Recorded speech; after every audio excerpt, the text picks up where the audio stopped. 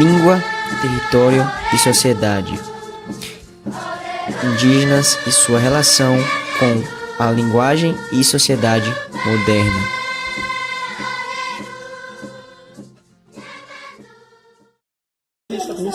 Estamos aqui com a estudante Laís, cursa BI em Humanidades na Universidade Federal do Sul da Bahia. Seu nome indígena, por favor, se você tiver. Meu nome indígena é Ian Guarini, eu sou indígena do povo Pinambá, vou fazer algumas perguntas para ela.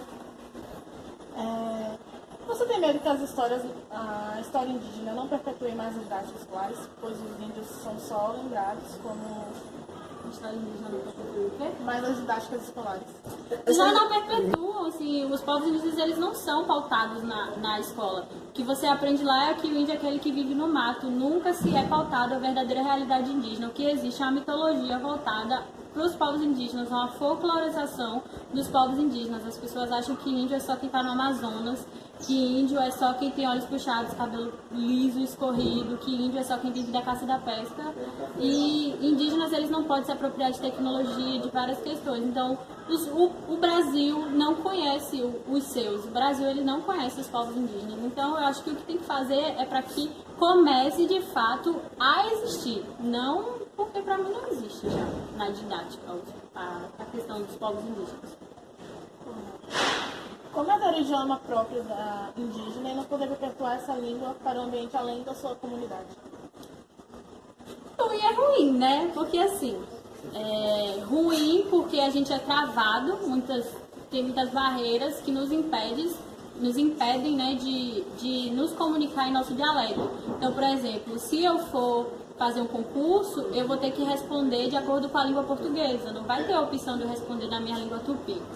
E o lado bom que eu enxergo nisso é que muitas das vezes a gente pode se utilizar disso para que as pessoas elas não matem mais a nossa cultura. Então, às vezes, se a gente quer conversar algo que a gente saiba que tem uma pessoa ali opressora que pode utilizar isso contra a gente conversa no nosso dialeto, vai dificultar o entendimento dela, entende? Então, pode ser uma arma, mas ao mesmo tempo é algo que acaba nos prejudicando, sabe? É muito triste isso. Você vê alguma semelhança entre a comunidade indígena e a comunidade tradicional? Isso. Sim, até porque a comunidade tradicional invadiu as comunidades indígenas desde sempre. Então, infelizmente, hoje, boa parte do movimento e algumas coisas dos movimentos indígenas funcionam de acordo com a comunidade branca, por pura interferência do povo branco. Então, é muito triste isso, ver que até alguns valores a comunidade traz da cidade, como, por exemplo, a igreja que invade a comunidade e aí bota várias dobrinhas a ponto de alguns indígenas não querem nem dançar seu próprio ritual, porque aprende na igreja que só existe um Deus e uma forma de cultuá-lo, e a nossa forma está errada, estamos cultuando um demônio, que o nosso tupã não é Deus. E aí, isso é muito ruim, mas os povos indígenas se mantêm firmes, uma nação indígena não é igual a uma nação tradicional, a gente tem sim a nossa cultura, a gente mantém ela, mas a gente tem que lutar cada dia que passa contra essas intervenções que a cidade tenta fazer na nossa comunidade, mais do que já tem, entende? O resgate da língua é feito esses são professores que estudam a língua e passam adiante ou dentro da sua própria comunidade, os mais velhos passando por mais novos? Então, a língua indígena, ela vem de vários troncos, então cada povo indígena tem um dialeto diferente. Alguns povos falam o mesmo dialeto, mas são vários troncos. O tronco do meu é o tupi. Então, os professores de minha comunidade de língua tupi, eles estudam dentro da própria comunidade com os anciões, os mais velhos que sabem um pouco da língua ainda, e estudam também a língua tupi. Então, eles recebem cursos a partir de pessoas que já têm um entendimento maior sobre a língua tupi e aí repassam para a nossa comunidade. Mesmo com o ensino, mesmo no fim do primeiro ciclo do ensino superior na UFSB, você ainda sente dificuldade de entender a língua portuguesa? Eu acho que não só eu, mas como todo mundo. Eu acho que a dificuldade de entender a língua portuguesa não vem somente dos povos indígenas, eu acho que toda a sociedade em si, porque a língua portuguesa, ela não está aí para ser acessível a todo mundo, não é para ter um entendimento, é para a elite ter um entendimento ortográfico, gramático, e cada dia que passa eles escrevem de cada vez mais difícil, de forma mais difícil, para que poucas pessoas tenham entendimento do que eles realmente querem dizer, sabe?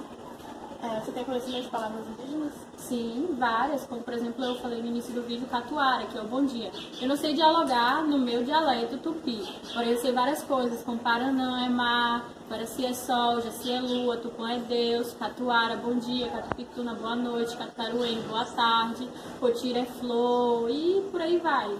Você acha que mesmo com o sistema de cotas, ainda é difícil o indígena entrar na universidade? Sim, não só é difícil entrar, mas como permanecer, porque as pessoas elas acham que entrou, tá tudo beleza, mas a universidade ela não se restringe somente à sua entrada, e sim à permanência. E é um grande avanço o sistema de cotas, porém as universidades elas têm que repensar sobre a permanência de seus alunos.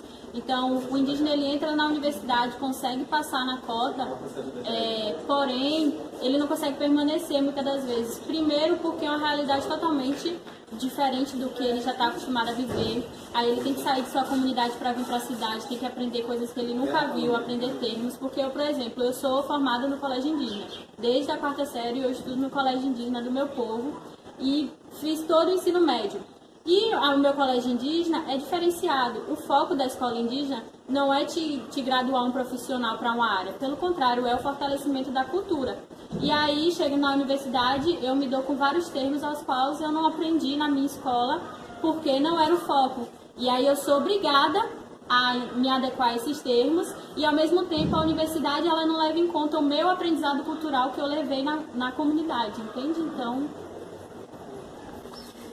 Você já sofreu discriminação por escrever ou falar com sotaque indígena? Não, nunca por falar, mas às vezes quando eu vou dar bom dia, que eu dou no meu dialeto, que é o catuara, às vezes por falar também, as pessoas acabam tirando sarro. Muitas pessoas elas já mudaram, tipo, falaram catuaba, começaram a fazer resenha do dialeto. Mas por eu já ter um nível superior e um entendimento maior da língua portuguesa, isso acontece bem menos comigo. Porém, os indígenas que não têm tanto acesso assim à escola como eu tenho, e têm um grau de escolaridade bem abaixo do meu, sofrem muito mais do que eu. Então, eles têm muito mais propriedades para falar sobre isso do que eu. Sim? Muito obrigada pelo espaço.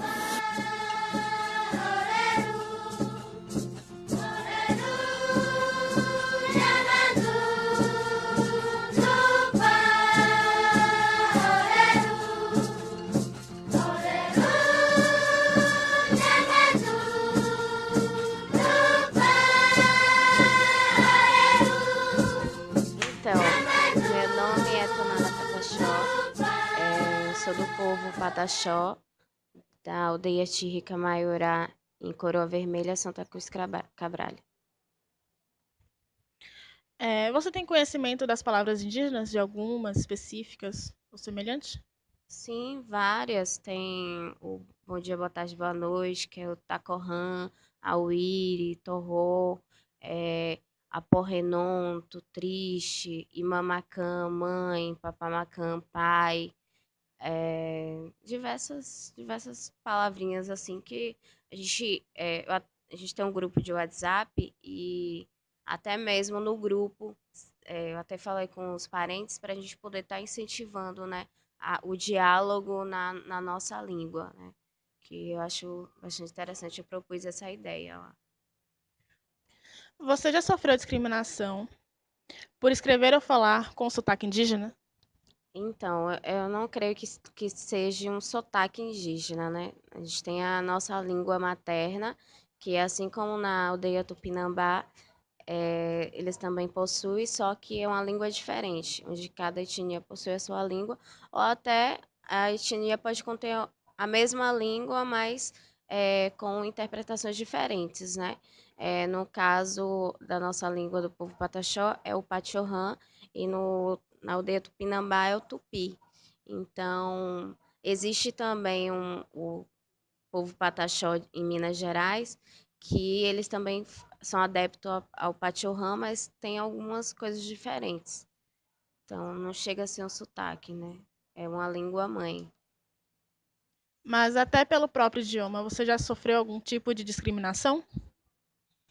É meio complicado a gente falar, né? Porque a gente desde sempre é introduzido nas comunidades a língua portuguesa, né? Então, em determinados locais a gente se sente é, não digo envergonhado, mas assim, constrangido de estar falando, às vezes, a nossa língua, né? Com alguns parentes.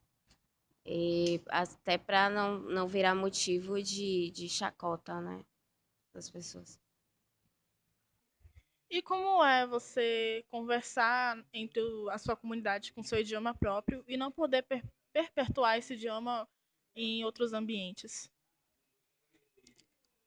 A comunicação, né? Se torna difícil, bem difícil. Então a gente tem que é condicionado a aprender as duas, né? Tanto pela parte da comunidade quanto para estar tendo um crescimento, né?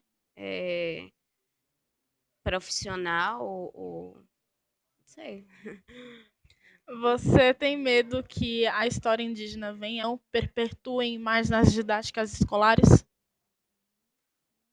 Bom, é, sempre, como minha colega falou, sempre fomos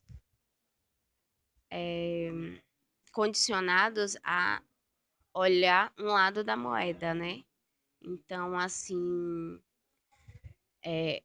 houve já uma tentativa há tempos atrás de acabar com a nossa cultura, mas nós somos um povo resistente, né? A gente não vai deixar com que isso aconteça. E somos guerreiros desde quando houve a invasão.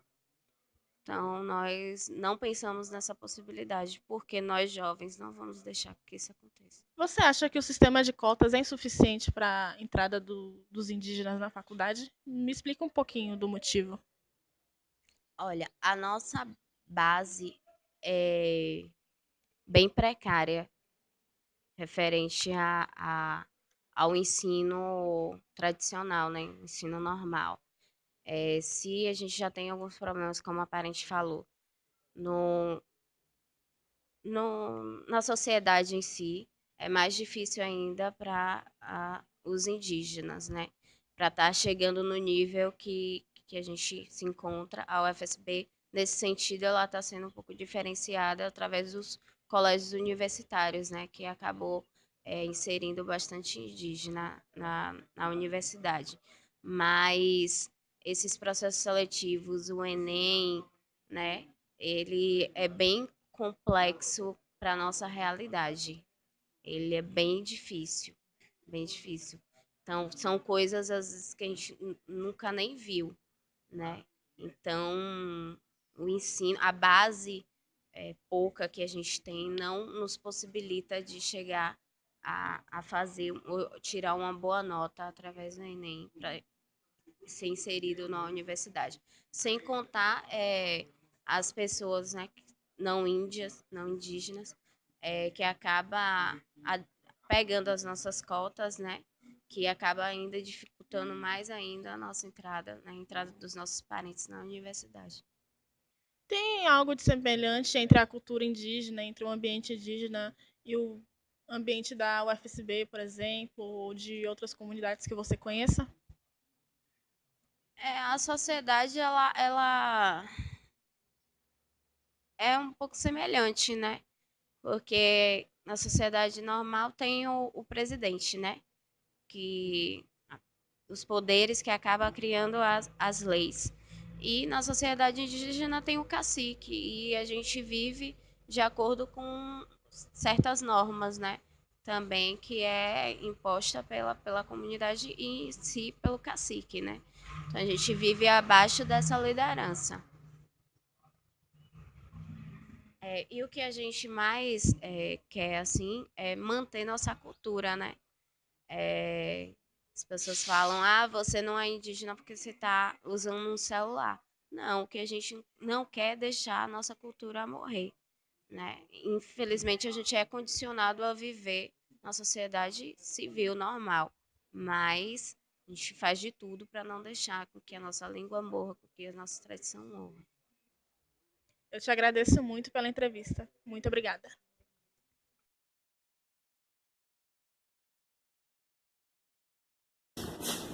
Começou? Que bom que vai ter cortes depois. A gente vai contar. Qual o nome do jornal? Vamos colocar o nome pelo menos. Você perguntou Pergunta. e começa a fazer entrevista. Estamos aqui.